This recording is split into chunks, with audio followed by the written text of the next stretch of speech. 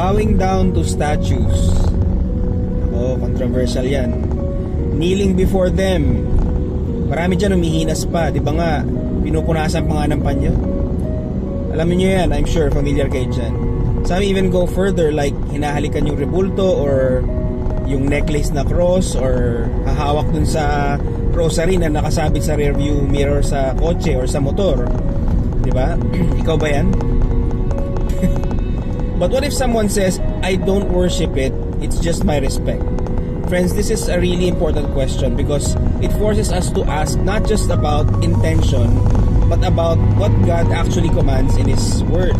Kasi minsan, good intentions are not enough if the practice itself is already addressed clearly in Scripture. So, let's go back to the Bible and see what God actually says. First, God gives a very direct command in the book of Exodus 20:4-5. Sabi niya doon, you shall not make for yourself an idol, you shall not bow to them or serve them.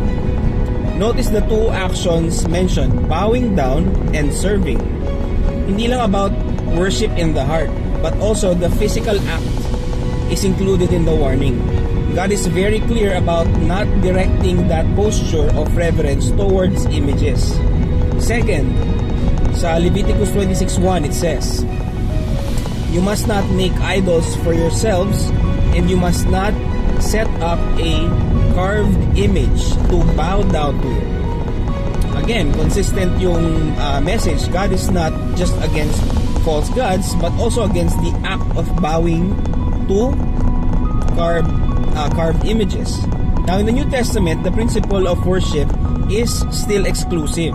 In the Gospel of Matthew 4:10, Jesus says, worship the Lord your God and serve Him only. So even in the words of Jesus, worship and ultimate devotion are reserved for God alone. And when people in Scripture mistakenly give religious reverence to created beings, it is corrected immediately. In the book of Revelation 22:8-9, sabi, when John bows before an angel, the angel stops him and says, don't do that. Worship God.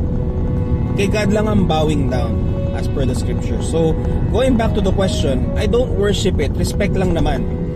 The Bible doesn't just deal with intention, but also with practice and what that practice communicates.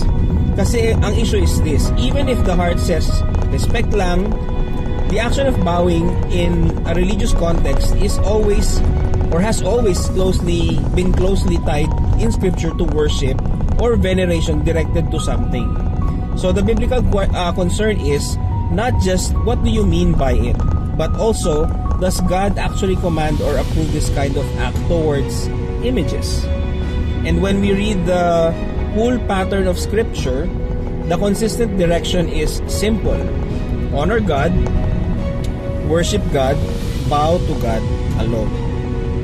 So yun lang, just a reminder, let's not only ask comfortable ba ako sa dito, but approved ba ito ng Word of God? Kasi at the end of the day, sincerity is not the standard. Scripture is. Always think biblically and always let God define how He wants to be honored. So wag tayong basta makigaya sa culture, wag tayong basta sumunod sa emotions natin.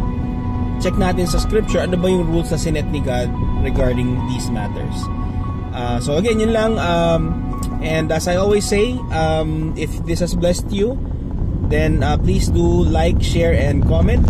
And remember to always to turn from your sins, trust in Jesus alone for your salvation, and He will transform your life. Thank you, guys.